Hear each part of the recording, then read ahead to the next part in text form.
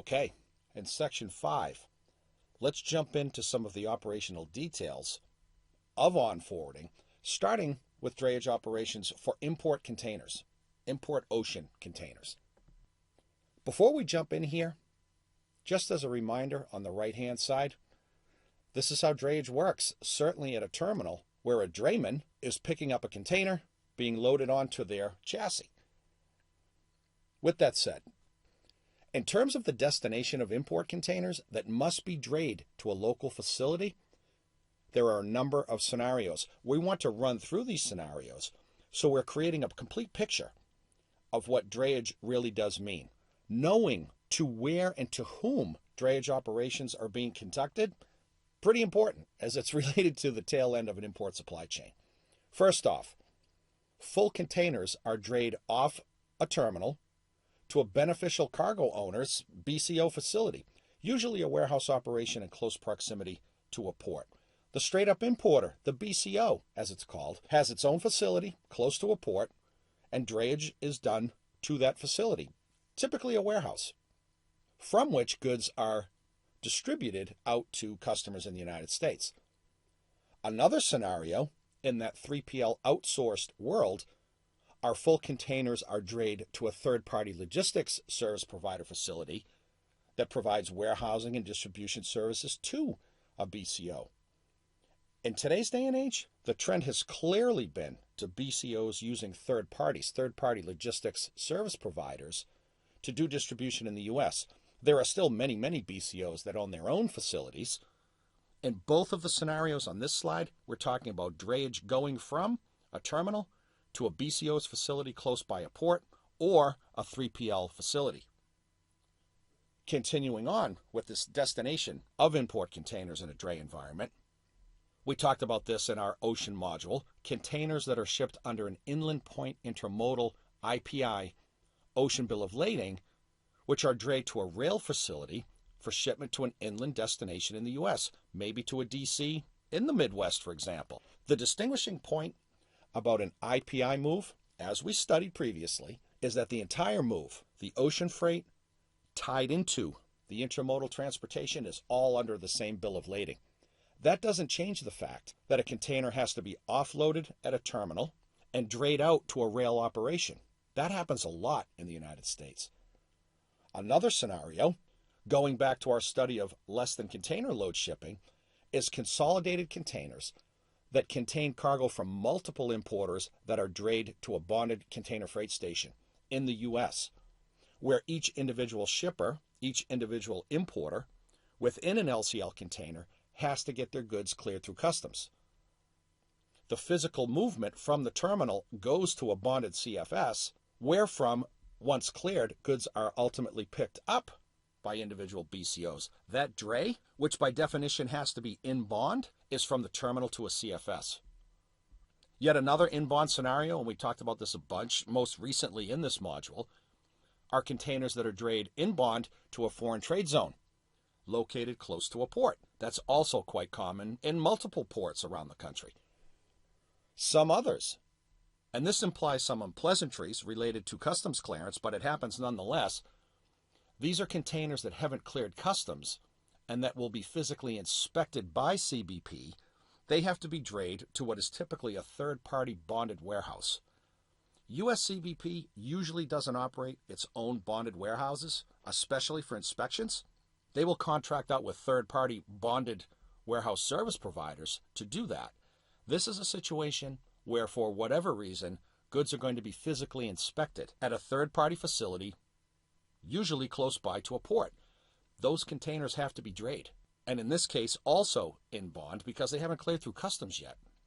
And then, second sub-bullet, once containers have been inspected by CBP at a third-party bonded facility, they have to be transported to where they were originally intended to go, drayed to that BCO facility close to a port, drayed to a 3PL facility close to a port.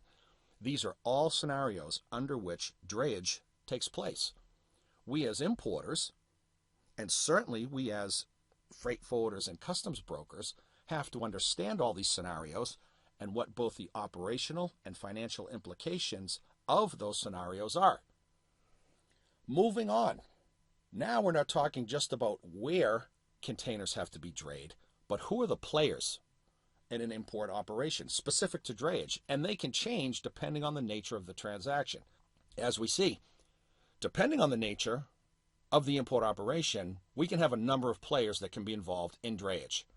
First and foremost, can't do much without the customer, the beneficial cargo owner, typically the importer themselves. They're going to play a big role in drayage. The origin freight forwarder, meaning the freight forwarder in Asia, the freight forwarder in Europe that was involved in organizing the international transportation into a U.S. ocean port, who by its very definition provides a lot of information, provided not only to the transport of the goods, but also providing information relevant to the customs clearance of the goods, and ultimately the availability of containers on a terminal to be drayed. The steamship line, big time, important here. The availability of containers at a terminal is defined by the coordination between the steamship line and the marine terminal operator. Customs brokers play a big part in this as well. Nobody can pick up a container until it's cleared through customs. USCBP, they play probably the biggest role because until they release a container cleared into the U.S.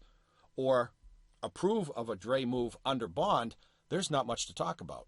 The same can be said for partner government agencies, Food and Drug Administration, U.S. Department of Agriculture, Fish and Wildlife, etc. Who the players are will depend upon the specific import model that a BCO operates, as has been a common theme since moment one of our training. Part of our job is to identify who the players are, what they do, how they do it, and in some instances, how much they charge to do these things. Continuing on with who the players are, because we're not quite finished yet, we talked about the steamship line a moment ago. How about the terminal operator, the MTO, the marine terminal operator? Many times, the MTO and the steamship line, they're not the same company. Sometimes they are. The steamship line will operate its own terminal. Many times, they're not. That creates yet another node in our drayage communication network that has to be accounted for. The MTO is offloading the ship, and it's really difficult to dray a container if the ship hasn't been offloaded yet. We talked a bit about chassis pools, where companies come together and share chassis essentially. We talked about pool of pools in the larger ports, LA Long Beach being the biggest example, where giant pools come together to create a pool of pools, which requires, as we note in our second to last bullet point, a pool of pool lead, which is to say the drayage company that is responsible for a given location, what's called a start-stop point, which we'll see in just a bit, for drayage operations, picking up chassis, repositioning chassis, etc. We as importers and certainly as logistics service providers really have to understand port-specific operations around chassis. Is there a pool? There may be, there may not. Is it a really big port that has a pool of pools? If so, who's running the different start-stop points where chassis are dropped off and picked up outside of a terminal? Clearly, we saved the best for last on this slide. The drayage service provider. We are talking about drayage operations after all, and in spite of the importance of all of these different players, it comes down to who is going into the terminal, dropping off empties, picking up fulls, etc. The drayage service provider. And even if an importer uses a 3PL to coordinate its drayage, that importer needs to be in the know on a detailed basis as to how that operation works in every port. It's important to note also, since we're here in an impromptu fashion, that U.S. importers can negotiate with drayage operators directly and just simply mandate to the customs broker, for example, who is helping to coordinate drayage, this is who we work with as an importer, you have to coordinate drayage with them. There's no rule that says a BCO has to contract for drayage services through a forwarder, through a 3PL, through a customs broker. The BCO can do that, but they can also contract directly with drayage service providers and stipulate that that's who needs to be coordinated with amongst all these other parties. Starting to wrap up the identification of the players in an import drayage operation off of a port terminal, depending on the importer's model, the destination 3PL facility can play an important role. That's in the case where a BCO contracts for domestic distribution with a 3PL, and the dray has to be completed from the port terminal to that 3PL facility for subsequent distribution out to customers, etc. If an importer operates a transload operation, which we discussed in detail, it will come up again here, drayage would be to that transload facility, getting the ocean containers off the terminal to the transload facility, and then moved by truck or rail out to distribution centers or retail stores potentially all around the country. That will come up again as well. We're going to wrap up the whole transload discussion by incorporating in that domestic on-forwarding in the form of trucking and rail. Stay tuned for that. A CFS can play a big role, as we noted previously, in drayage, if that is indeed where containers are being drayed to. As part of an IPI move, ocean containers can be drayed to a rail facility, or, as we also noted, to a foreign trade zone. Last slide in this section, we want to provide a visual portrayal of what these potential drayage scenarios for import containers are. We're going to go from right to left in this particular scenario, picking up, as we note, with the customs broker. Why are we doing that? Because containers have to be cleared through customs before they can be drayed. That customs broker is going to play a big role in coordinating with all of these players that we see moving from right to left as containers become available, meaning offloaded from a ship, as an appointment is secured, and keeping the BCO informed of the status of their containers through that drayage operation. As such, we'll start with the customs broker. They submit an entry to USCBP. Containers are cleared. They are ready to be picked up. However, as we note under the title of MTO and carrier, just because goods are cleared, and they can be cleared 5 days before a vessel arrival, doesn't mean that a container is available. The ship has to arrive, it has to berth, as it's called. The marine terminal operator has to work with the carrier to offload the vessel and make those containers available. In many ports, especially the ones that have appointments, a drayage company can't even get an appointment to pick up a container until it is confirmed by the MTO that that container is available, meaning offloaded and ready to be put onto a chassis and drayed off of the terminal. We'll note in the middle here, a chassis start-stop point. This is typically in larger ports, but it doesn't have to be that way, where chassis management is conducted by a pool or a pool of pools off terminal where chassis can be picked up and dropped off. It is called a start-stop point. Sometimes they exist, sometimes they don't. We wanted to include this as part of a bigger conversation. The big player here, obviously, is the drayman, who is going into the terminal based on information provided, likely from a customs broker or a 3PL that's coordinating the entire integrated inbound supply chain.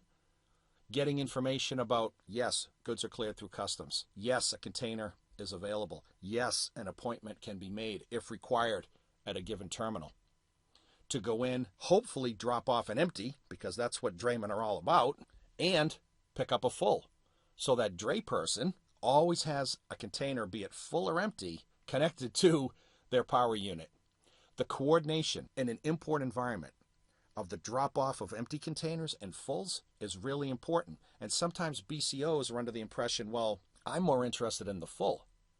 Sure, an empty has to be returned, especially if it's part of the BCO's program. It's their empty that they have to return. But sometimes people focus too much on the full versus the empty.